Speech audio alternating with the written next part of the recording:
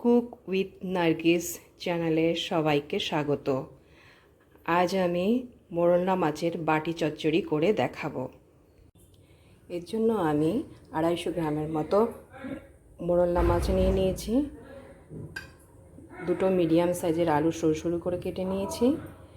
দুটো বড় সাইজের পেঁয়াজ কুচি করে নিয়েছি।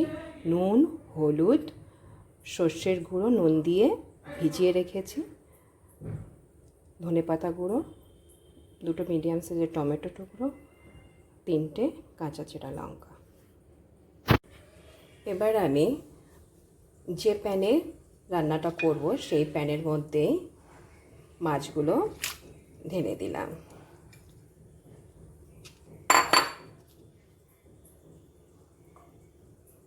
এবার আলু সরু সরু করে কাটা আলুগুলো দিয়ে দিলাম।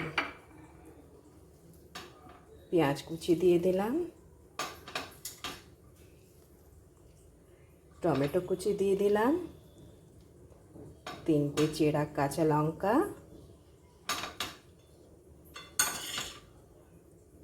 লবণ,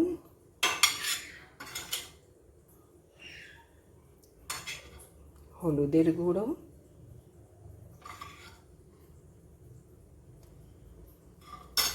আর সর্ষের গুঁড়োটা, সর্ষে বাটাটা দিয়ে দিলাম। এবার এই মাছটা যেহেতু হাত ঘষা করে করা হয়, এই জন্য তেলের পরিমাণটা একটু বেশি লাগে। এবার মাছটাকে ভালো করে মশলার সঙ্গে মেখে নিতে হবে।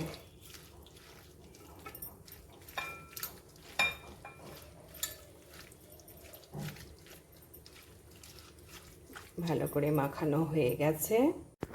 এবার ফ্রাই প্যানটা ওভেনে বসিয়ে দিলাম। 1 কাপের মতো পানি দিয়ে দেব।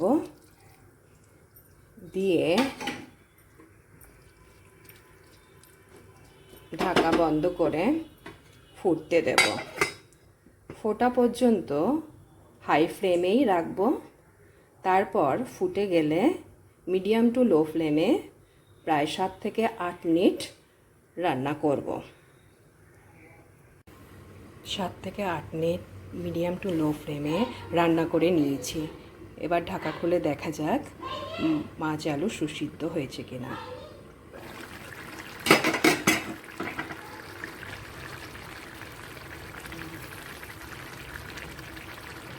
আলুগুলো সিদ্ধ হয়ে গেছে, ঝোলটাও মাখামাখো হয়ে এসছে। এবার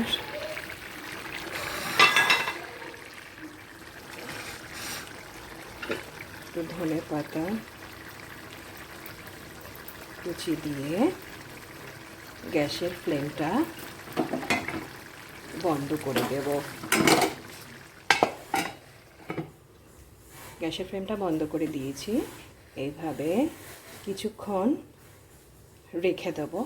তারপর সার্ভিসিং বলে মোরলা মাছের বাটি চচ্চড়ি নামিয়ে দেব।